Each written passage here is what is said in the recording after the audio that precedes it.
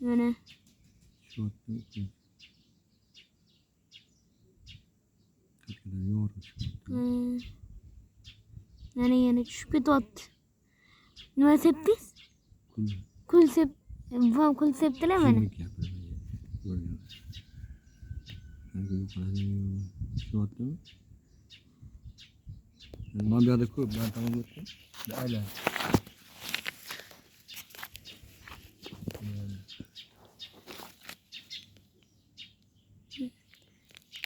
Kutlu ot gelin sana.